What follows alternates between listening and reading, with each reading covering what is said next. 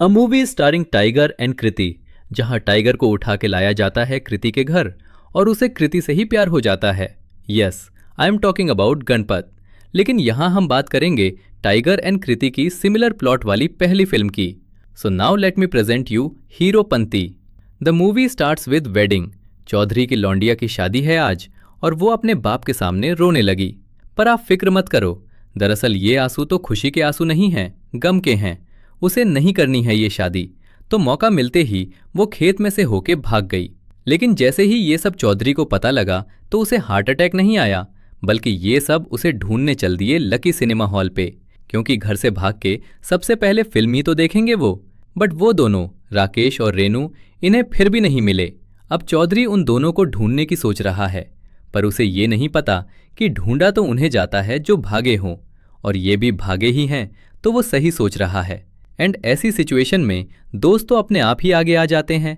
सो meet friend 1, जिसने एक बहुत ही बड़ी कंपनी में जॉब करके उसके 10% सेल्स गिरा दिए। मीट फ्रेंड 2, जो कि एक्टर बनना चाहता था पर छपरी बन गया। इन दोनों को ही चौधरी के चमचों ने उठा लिया। And now meet friend 3, Bablu बदमाश। ये सब इसको भी उठाने आ गए। 10:35 पे खड़ा भले ही साइड में है ये बंदा, पर डायलॉग बोलते हुए पता नहीं कैसे सामने आ जाता है। ये देख के बबलू ने बोल ही दिया, सबको आती नहीं, मेरी जाती नहीं। भड़वा बनती। बस फिर गुलाटियां शुरू। गुलाटियां मार मार के सबको मार दिया इसने।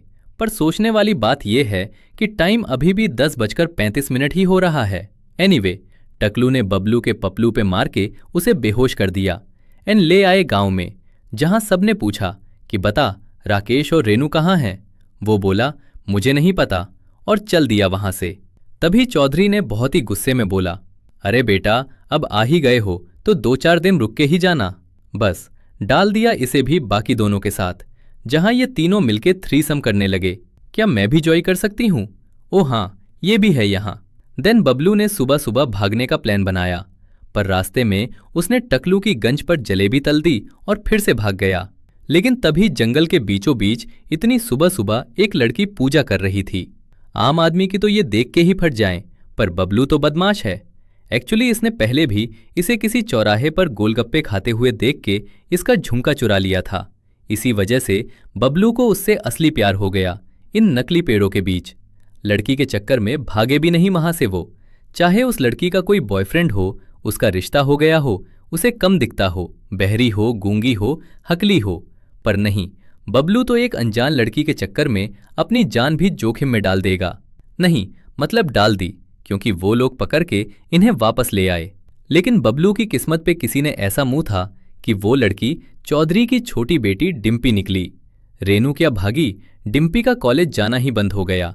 उसने अपने पापा से रिक्वेस्ट की, क्योंकि इसके पापा समझदार हैं, वो समझते हैं इन सब चीज़ों को, इसलिए उन्होंने बस आंखें दिखाई, थप्पड़ नहीं मारा। बहुत ही स्ट्रिक्ट फैमिली है इनकी। यहाँ लड़कियां जीन्स में बाहर भी नहीं जा सकती। हाँ, घर में चाहे कितने भी छोटे कपड़े पहन ले, नो प्रॉब्लम। यहाँ कत्ल करना माफ है, पर प्यार करना सबसे बड़ा पाप है। यहाँ औरतों को गाय की तरह रखते हैं। The only difference is that कि वो गाय की तरह खुला नहीं घूम सकती। खैर, यहाँ डिम्पी को इतना गुस्सा आया ये जान के कि वो लौंडे उसकी बहन का पता नहीं बता रहे, तो उसने खुद जाकर पूछा, पर उन्होंने फिर भी नहीं बताया। उल्टा उससे बोला कि मेरे लिए वो वाली लड़की ढूंढ दे यार।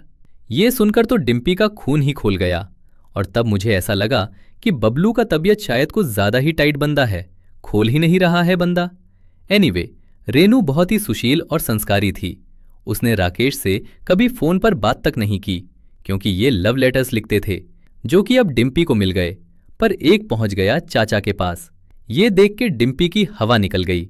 उसने जल्दी जल्दी सारे लव लेटर्स इकट्ठा करके जलाने भेजे। इतने में चाचा आ गए तो डर के मारे इसके चेहरे के रिएक्शन ही बदल गए, जो कि चाचा को शीशे में एकदम क्लियर दिख जाना चाहिए था। पर शायद आंखों से थोड़ा कमजोर है वो, मगर दिमाग से नहीं। उसने नीचे गई लड़की को रोका